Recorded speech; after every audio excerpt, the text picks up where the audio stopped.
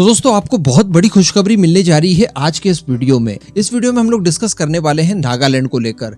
Actually बताया जा रहा है कि नागालैंड के बहुत बड़े भूभाग पर तेल मौजूद है और काफी भारी मात्रा में यहाँ पर तेल के भंडार भरे पड़े हैं, लेकिन अभी तक उनको एक्सप्लोर नहीं किया गया था और ना ही इन्हें निकालने के लिए कोई प्रॉपर काम किया गया था। इसके पीछे क्या कारण थे, क्या हिस्ट्री है, क्या प्रॉब्लम है, ये सारी कुछ चीजें मैं आपको आगे वीडियो में बताऊंगा। लेकिन शुरुआत में ही आप इतना जान लीजिए कि जिस तरह से अभी तक हम लोगों ने अंडमान एंड निकोबार को एक्सप्लोर नहीं किया था सिक्योरिटी पर्पस से, लेकिन बाद में जब वहां का सर्वे वगैरह किया गया तो हमें ये पता चला कि यहाँ पर भारी भरकम मात्रा में तेल मौजूद है और इतना तेल मौजूद है कि अगर हम लोग एक बार निकालना शुरू कर देंगे तो ये भारत की जरूरत अगले 60 से लेकर 70 सालों तक पूरी कर सकता है। एग्जैक्टली इसी लेवल पर तेल नागालैंड में भी मौजूद है और अब फाइनली उसको निकालने के लिए और उसे एक्सप्लोर करने के लिए कवायदें शुरू कर दी गई है। तो चलिए आगे जानते हैं इस वीडियो में आपको कुछ ऐसी जानकारियां मिलेगी जो आपको आज से पहले नहीं थी।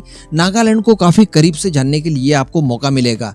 कहीं से भी स्किप मत कीजिएगा और खंडवा डिफेंस फैक्ट को सब्सक्राइब जरूर कर दीजिएगा। तो दोस्तों जैसे अंडमान एंड निकोबार के बारे में काफी पहले ही इस बात का अनुमान लगा लिया गया था कि यहाँ पर तेल अटूट मात्रा में भरा पड़ा है, लेकिन सिक्योरिटी रीजंस की वजह से उसे एक्सप्लोर नहीं किया जाता था। लेकिन अब सारी बाधाओं को दूर करके एक्सप्लोरेशन का काम शुरू कर दिया है।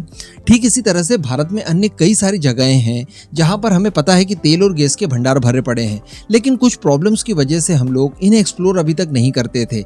लेकिन अब सारी चीजों को हटाकर हम लोग फोकस कर रहे हैं भारत के विकास में, और भारत के विकास के लिए क्रूड ऑयल एक बहुत बड़ा स्टेप होगा। इसी सीरीज में नाम निकल कर आता है नागालैंड का। अब नागालैंड की बात की जाए तो 1994 के दशक से ही इस बात का अनुमान लगा लिया गया था कि इनके इलाकों में तेल की भारी मात्रा पाई जा सकती है, लेकिन अभी तक निकाला क्यों नहीं गया था। तो दोस्तों नागालैंड में अभी तक तेल न निकाल पाने की कुल 2 वजहें थी।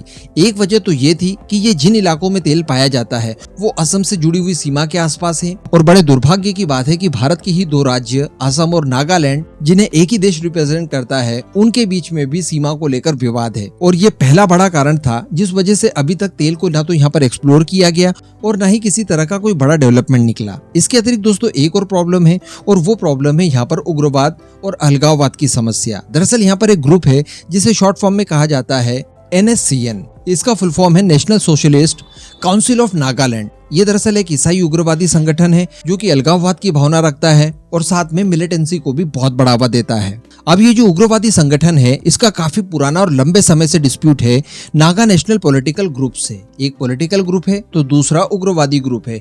इनके बीच में आए दिन झड़पें वगैरह होती रहती है, और ये बिल्कुल वैसी स्थिति है जैसे कि कश्मीर में हम लोग देख पाते हैं। तो इन 2 कारणों की वजह से अभी तक यहाँ पर एक्सप्लोरेशन का काम नहीं किया गया था। जबकि मैं आपको बता दूं कि नागालैंड के करीब 3000 स्क्वायर किलोमीटर के क्षेत्र में तेल पाए जाने की संभावनाएं हैं, और ONGC ने, जैसा मैंने आपको बताया, कि 1994 में इन सब चीजों के बारे में अनुमान लगा लिया था। तो अब इसी को लेकर दरअसल बड़ी डेवलपमेंट निकल कर ये आई है कि ऑयल इंडिया लिमिटेड की जो प्रबंधक हैं, जिनका नाम है डॉक्टर रणजीत रथ, इनकी तरफ से कहा गया है कि नागालैंड के क्षेत्र में अब ऑयल एक्सप्लोरेशन का काम हम लोग कर पाएंगे। इसको लेकर हम लोग आशान्वित हैं। अब ये आशान्वित क्यों हैं? तो इस समय बताया जा रहा है कि जो सेंट्रल गवर्नमेंट है, इंडियन गवर्नमेंट, वो असम और नागालैंड की गवर्नमेंट से इस समय चर्चा कर रही है। अब किस बात को लेकर कर रही है? तो जो इनके बीच में बॉर्डर डिस्प्यूट है, इसे सुलझाया जा सके, इस बात को लेकर चर्चा की जा रही है। इस समय अच्छी बात यहाँ पर देखने के लिए ये मिल रही है कि केंद्र में भी बीजेपी गवर्नमेंट है, साथ में असम की बात की जाए तो वहां पर भी बीजेपी गवर्नमेंट है, और जो नागालैंड की गवर्नमेंट है उसमें भी बीजेपी शामिल है।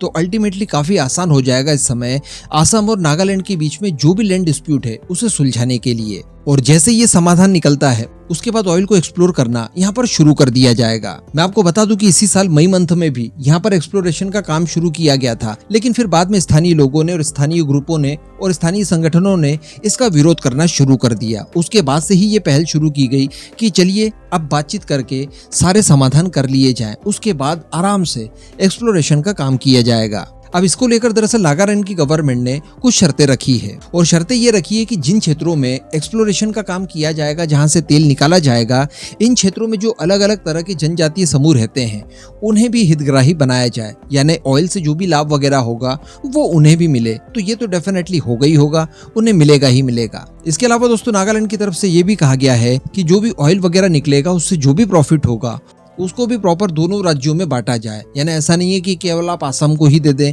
हमें ना दें, बल्कि दोनों को बराबर शेयर वगैरह दिए जाएं। तो इसके लिए भी ऑयल इंडिया लिमिटेड को कोई प्रॉब्लम नहीं होगी, ये भी दे दिया जाएगा। तो अब बताया जा रहा है कि इसके लिए असम गवर्नमेंट के साथ नागालैंड की गवर्नमेंट एक समझौता ज्ञापन साइन करने जा रही है, जिसके बाद तेल एक्सप्लोरेशन का काम वगैरह सारा कुछ शुरू कर दिया जाएगा। और इसी समझौते को साइन करने से पहले ये कुछ शर्तें नागालैंड की तरफ से रखी गई है, जो उनके मुख्यमंत्री वाई पैटर्न की तरफ से रखी गई है, और डेफिनेटली इसके ऊपर विचार किया जाएगा और इन्हें मान लिया जाएगा। तो एक प्रॉब्लम तो सुलझाना काफी ज्यादा आसान हो गया, जो दोनों राज्यों के बीच में लैंड डिस्प्यूट है उसे अंततः सुलझा लिया जाएगा, इस बात की गारंटी आप समझ सकते हैं। लेकिन अभी भी एक समस्या बाकी है, और इसके ऊपर भी नागालैंड के मुख्यमंत्री द्वारा कहा गया है कि जो नागा नेशनल पॉलिटिकल ग्रुप है और साथ में जो उग्रवादी संगठन है NSCN, इनके बीच में भी समझौता हो, क्योंकि अगर ऐसा नहीं होता है तो संभव नहीं हो पाएगा कि इस क्षेत्र में एक्सप्लोरेशन का काम प्रॉपर किया जा सके, क्योंकि बाद में वही हिंसा वगैरह फैल सकती है।